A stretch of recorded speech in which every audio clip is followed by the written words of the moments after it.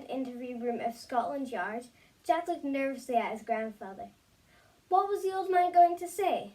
Grandpa straightened his RAF club tie before looking Detective Bone straight in the eye. I have questions for you, he declared. What on earth are you doing? Jack whispered.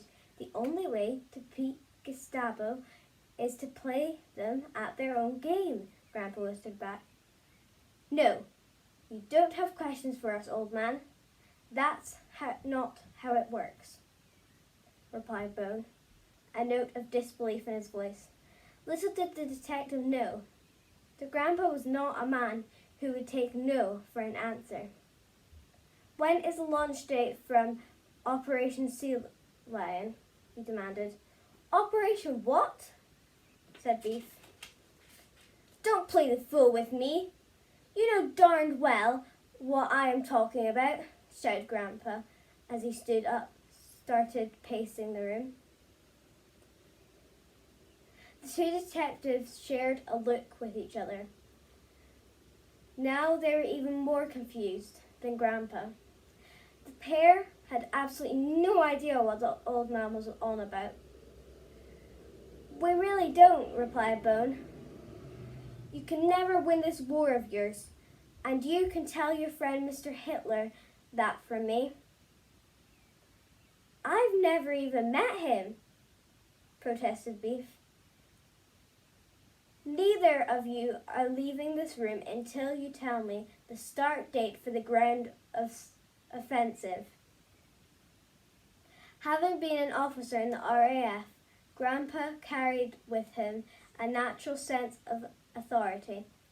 The two detectives were cowering and having the tables turned on them. Jack was impressed.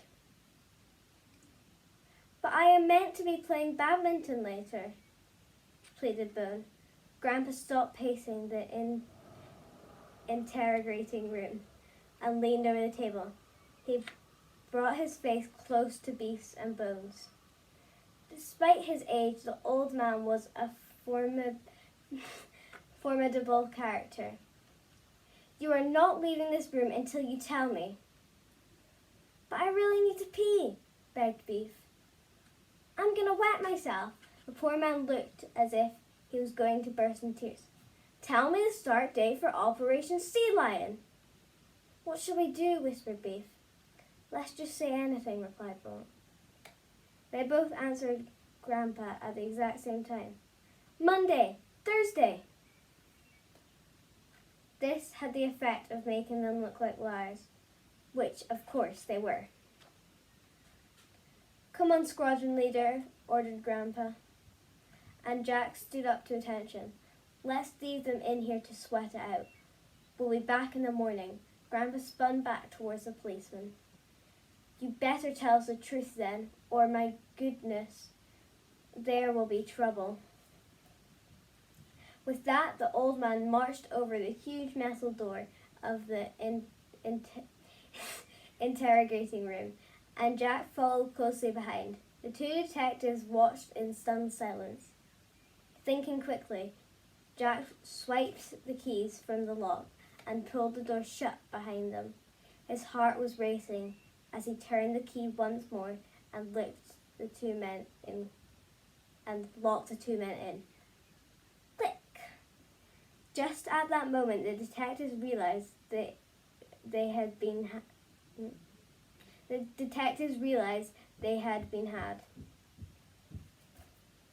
They raced towards the door to try and open it. They were too late. They started pounding on it for help. Brilliant work, sir. Now, let's run, said Jack as he tugged his grandfather's sleeve. There's one last thing, squadron leader, replied Grandpa. He slid open the hatch in the door and shouted through it to the two detectives. By the way, Kimberly is definitely a girl's name. Then Jack and his grandfather raced off down the corridor, up the stairs and out of Scotland Yard.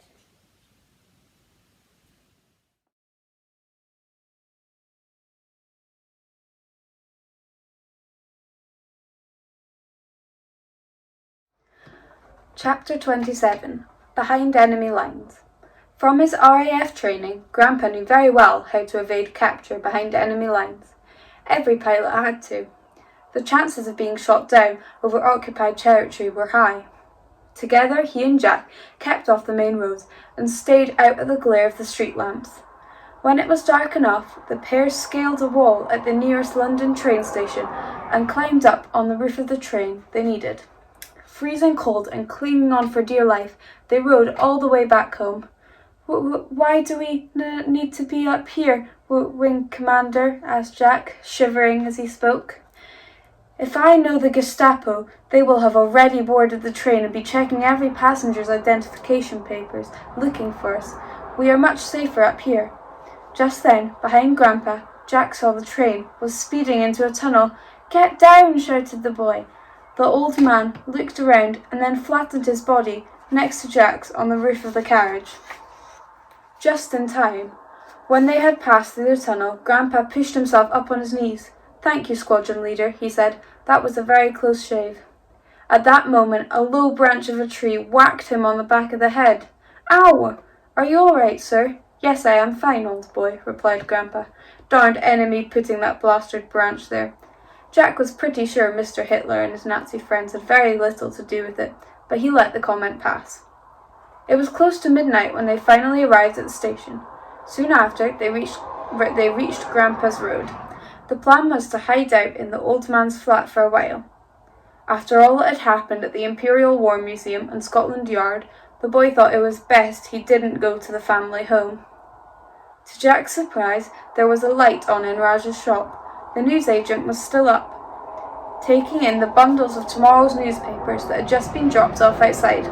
The boy knew that they could trust Raj just as well, as he and his grandfather were now on the run from the police. Raj, called Jack. The newsagent looked into the darkness. Who goes there? The pair tiptoed along the street. They stayed close to the wall, avoiding the light.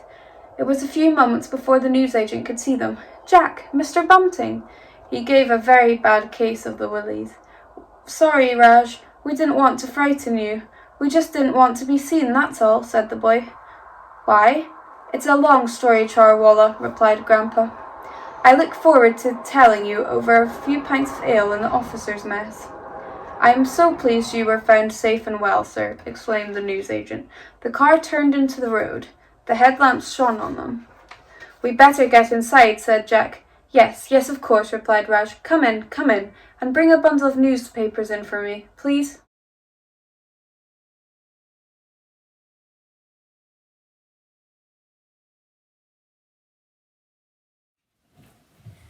Chapter 28. A Costly Call. The newsagent opened the door to his shop and ushered Jack and his grandfather inside. Once in his emporium, he gestured for the old man to sit on one of the piles of newspapers. There we are, sir. Most kind, Charwalla. Are you hungry? Thirsty? Please, Master Bumpton. Help yourself to anything in the shop. Really? Asked Jack. To a 12-year-old boy, this was quite an offer. Anything, exclaimed Raj. You two are my favourite customers in the world. Please, be my guest. Take whatever you want. Jack smiled. Thank you so much. After the day's adventure, he was in desperate need of some refreshments, so the boy helped himself to a few items for himself and Grandpa. A packet of crisps, a couple of chocolate bars, and 2 cartons of fruit juice. To the boy's surprise, Raj began ringing all the items up on his till. £1.75p, please.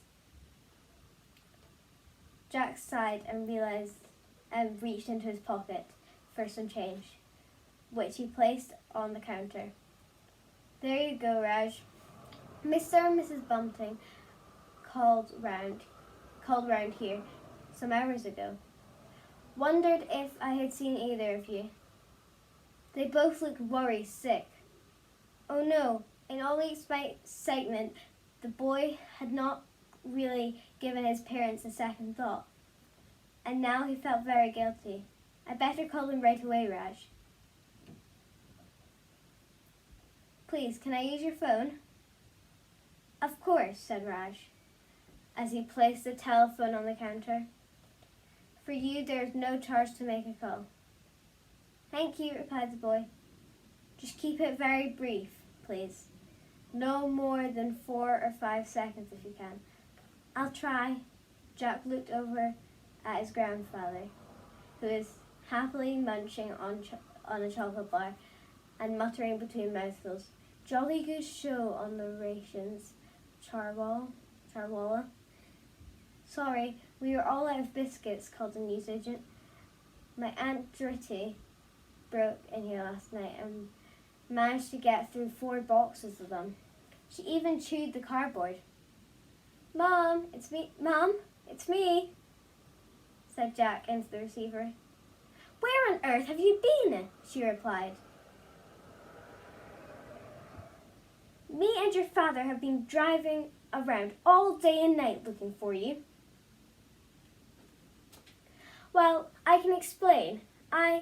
But before he could finish, his mother butted in. "We had your teacher, Miss Verity, call the house to tell us what happened as the Imperial War Museum today.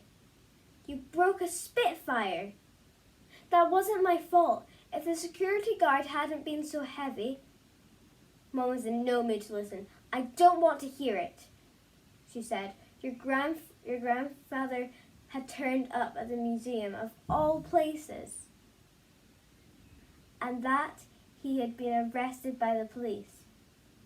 And when me and your dad got all the way to Scotland Yard, they told us that the pair of you had escaped." "Well, yes and no.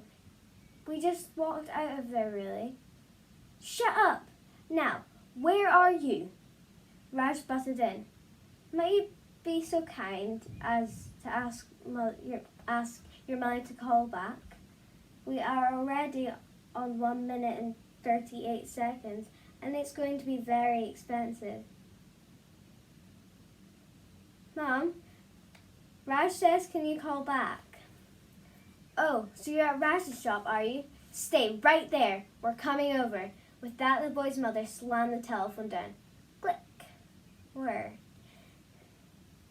When Jack looked up, he realized Raj had been staring at his watch the whole time. 1 minute and 46 seconds. Tut, tut.